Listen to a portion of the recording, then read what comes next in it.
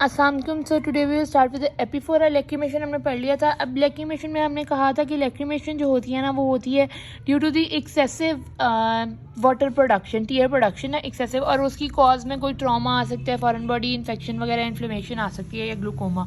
तो इसी तरह एपीफोरा में हमने कहा था कि टीयर प्रोडक्शन जो है वो नॉर्मल अमाउंट है, लेकिन इसमें जो drainage system of the lacrimal system है ना उसमें कोई ना कोई ऑब्स्ट्रक्शन होगी, जिसकी वजह से जो होगा ना वो जो वाटर होगी ना वो ड्रेन नहीं हो पाएगा और वो जो होगा ना वो थ्रू दी आईलिड ना बाहर निकलेगा, तो उसको हम एपीफोरा कहेंगे।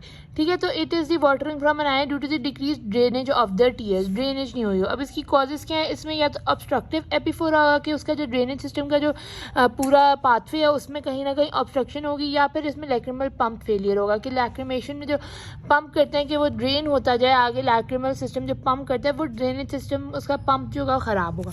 अब ऑब्स्ट्रक्टिव एपीफोरा में क्या होता है कि ऑब्स्ट्रक्शन कहीं भी हो सकती है। स्टार्ट से अगर स्टार्ट करें तो कहीं भी कैनिकुलाई में भी हो सकती है, पंक्टम में भी हो सकती है, सैक में भी, नेजुलर कहीं भी ऑब्स्ट्रक्शन हो सकती है। कॉजेज इसकी मेनली जो है वो पंक्टल स्टीनोसिस है कि पंक्टम जो है वो ब्लॉकेड है। कैनिकुलर इट्रीजिया, कैनिकुलर बहुत नैरो है या प्रेजेंट ही नहीं है। फिर involution stenosis of the नेजुलर डक्ट भी बिल्कुल नैरो सी है या है ही नहीं, बिल्कुल बंद है। इन्फेक्शंस वगैरह, क्रॉनिक साइनस डिजीज और increase in the growth in the lacrimal साइकी एंड नोज में, या फिर कोई जो है हमारे पास नेजल पॉलिप वगैरह बन गए जिसकी वजह से नेजल लैक्रिमल डक्ट की ऑब्स्ट्रक्शन होगी, तो ये कॉजेज हैं। अब लैक्रिमल पंप फेलियर में क्या होता है? लैक्रिमल पंप फेलियर में ये होगा कि इनएबिलिटी होगी कि पंपिंग मैकेनिज्म नहीं होगा और टीयर जो होगा ना वो ड्रेन नहीं होगा। लेकिन चाहे ड्रेनेज सिस्टम जो हो उसका पेटेंट हो, उसमें कोई भी ऑब्स्ट्रक्शन ना हो, लेकिन जो इसका पंप सिस्टम होगा ना वो जो होगा ना वो काम नहीं करेगा, जिसकी वजह से टीयर्स ड्रेन नहीं करेंगे। ये कॉजेज इसकी क्या होंगी? लोअर लिड लैक्सिटी, कि ये ऐसे लोअर लिड जो होगी ना बिल्कुल ही आए से ना लैक्सिटी हुई होगी, मतलब बिल्कुल नीचे गिरी होगी, लूजन हुई होगी। तो इसको हम क्या कहा था हमने? बाहर की तरफ जो होगा वो क्या होगा? एक्ट्रोपियन। तो लोअर लिड एक्ट्रोपियन भी इसको कहेंगे। और फेशियल पाल्सी नर्व पैरालिसिस की वजह से भी जो होगा लिड जो होगी वो एक्ट्रोपियन हुआ होगा। अब डायग्नोसिस इसका कैसे करेंगे? एक क्लिनिकल ट्रीटमेंट से करेंगे और एक लैक्रिमल पेटेंसी टेस्ट से करेंगे। क्लिनिकल एग्जामिनेशन में हम पहले आईलिड की पोजीशन देखेंगे, मतलब आईलिड में एक्ट्रोपियन तो नहीं हुआ हुआ, लैक्सिटी तो नहीं है, वो देखेंगे।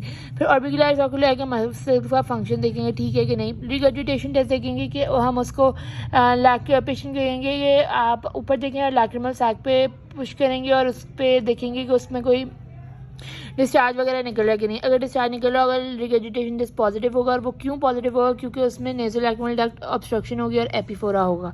फिर नेजल एग्जामिनेशन करेंगे कि कोई पॉलिप वगैरह तो नहीं है या नेजल सेप्टम की ओवर ग्रोथ तो नहीं है जिसकी वजह से हमारी ऑब्स्ट्रक्शन हो रही है और ड्रेनेज नहीं हो रही और एपीफोरा हो रहा है। ड्रेनेज नहीं हो रही और वाटरी डिस्चार्ज ज़्यादा हो रहा है और एपीफोरा हो रहा है। फिर लैक्रिमल सिस्टम की पेटेंसी चेक करेंगे कि लैक्रिमल सिस्टम तो पेटेंट है, उसमें सारे कोई ऑब्स्ट्रक्शन वगैरह तो नहीं, तो उसमें हम क्या करेंगे? डाई डिसिपेरेंस टेस्ट में क्या होगा? हम सबसे पहले 2% फ्लोरेसिन डाई जो है वो डालेंगे, ठीक है, थोड़ी देर के लिए आई के अंदर, ठीक है। फिर उसके अंदर हम क्या करेंगे? उसको वेट करेंगे कि जब तक डिसअपेयर होता है। फिर थोड़ी देर बाद हम क्या करेंगे? आफ्टर 5 मिनट्स हम डाई को ना चेक करेंगे लोअर कंजक्टाइवा में ना, हम वो फिल्टर पेपर लगा के या कुछ लगा कर चेक करेंगे। अगर तो उसके ऊपर डाई स्टेन आएगा तो मतलब there will be obstruction of the lacrimal system, पर अगर कोई स्ट्रेन नहीं आएगा तो there will be no obstruction. अब डायग्नोस्टिक सिरिंजिंग करेंगे। इसमें क्या करेंगे? सिरिंज लेंगे और सिरिंज को ना लैक्रिमल सिस्टम के जो ड्रेनेज सिस्टम है ना उसके अंदर डालते जाएंगे ताकि हमें पता लगे कि किस लेवल पर ऑब्स्ट्रक्शन है। पहले पंक्टाए पास करेगा, फिर कैनालिकुलाई,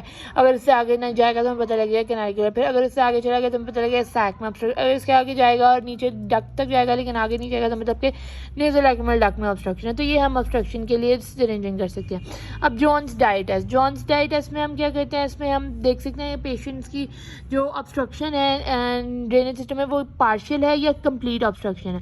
तो उसके अंदर हम क्या करेंगे? पहले प्राइमरी जोन्स डाई टेस्ट है, फिर सेकेंडरी जोन्स डाई टेस्ट है। उसमें प्राइमरी जोन्स डाई टेस्ट में क्या करेंगे? सबसे पहले ये क्या करता है? ये डिफ्रेंशिएट करता है कि पार्शियल ऑब्स्ट्रक्शन है या कंप्लीट ऑब्स्ट्रक्शन है। तो हम क्या करेंगे? प्राइमरी जोन्स डाई टेस्ट में सबसे पहले 2% फ्लोरेसिन ड्रॉप्स डालेंगे कंजक्टाइवा में, ठीक है। फिर उसके बाद 5 मिनट्स के बाद ना हम कॉटन टिप लेंगे और उसको ना अंडर द नोज़ इन्फीरियर ट्यूबिनेट जो है ना मतलब अंडर द नोज़ रखेंगे। तो अगर तो हमारे पास अंडर द नोज़ उस कॉटन स्ट्रिप के ऊपर फ्लोरेसीन आ गई डाई, तो हमें पता लग जाएगा कि जो लैक्रिमल सिस्टम है, ड्रेनेज सिस्टम है, वो उसका पेटेंट है, उसमें कोई भी ऑब्स्ट्रक्शन नहीं है। लेकिन अगर नहीं आई डाई तो हमें पता लगेगा देयर इज़ ऑब्स्ट्रक्शन, कि कहीं ना कहीं ऑब्स्ट्रक्शन तो है, क्योंकि वो डाई जो है वो वहाँ से आई से हमारे पास आई से होकर नोज़ के थ्रू बाहर नहीं आ रहा। अब सेकेंडरी जोन्स डाई टेस्ट में क्या करेंगे, जब primary dye test Jones test जो होगा उसमें डाई अगर बाइंड नहीं आएगा, अगर प्राइमरी जोन टेस्ट नेगेटिव होगा, तो हम क्या करेंगे, हम दोबारा से ना वो इरिगेशन करेंगे नॉर्मल सेलाइन के साथ, दोबारा से इरिगेशन करेंगे। और अगर उस इरिगेशन करने के बाद भी हमारे पास कुछ ना कुछ बाहर आ गया, तो हमें पता लग जाएगा, हमारे पास डाई बाहर आ गया तो हमें पता लग जाएगा पार्शियल ऑब्स्ट्रक्शन। लेकिन तब भी अगर कुछ ना बाहर आया तो हमें पता लग जाएगा कि there will be complete obstruction.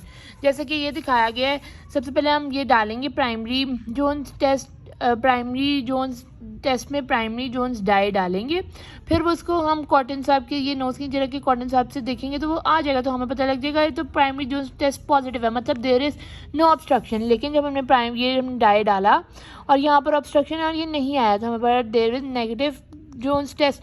तो अब नेगेटिव जोन्स टेस्ट के बाद हम क्या करेंगे, दोबारा से इरिगेशन करेंगे नॉर्मल सेलाइन। अगर नॉर्मल सेलाइन से इरिगेशन करने के बाद आ गया तो हम कहेंगे ठीक है there is obstruction but partial obstruction. लेकिन अगर ये इरिगेशन करने के बाद भी नहीं आया तो हम कहेंगे there is full obstruction of the drainage system of the lacrimal system. ठीक है, फिर इस बार एक क्रायोसिस्टोग्राफी करेंगे। इसके अंदर हम क्या करेंगे, एक कंट्रास्ट मीडियम डाल देंगे कैनिकुला, और फिर उसको हम उसके साथ साथ एक्सरे करते जाएंगे ताकि हमें पता लगे कि वो आगे आगे कहाँ कहाँ पास कर रहा है ये जो कंट्रास्ट मीडियम है।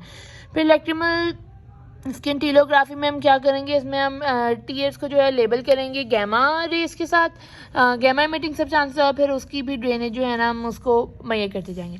अब इसका ट्रीटमेंट क्या होगा, एपीफोरा का ट्रीटमेंट। एपीफोरा के ट्रीटमेंट में लैक्रिमल पम्प का फेलियर होगा तो उसको हम रिस्टोर करेंगे। किस तरह रिस्टोर करेंगे, लैक्रिमल पम्प का फेलियर कब था, जब वो जो आईलिड थी ना उसकी लैक्सिटी, तो हम उसको रिस्टोर करेंगे by normalizing the position of the eyelid.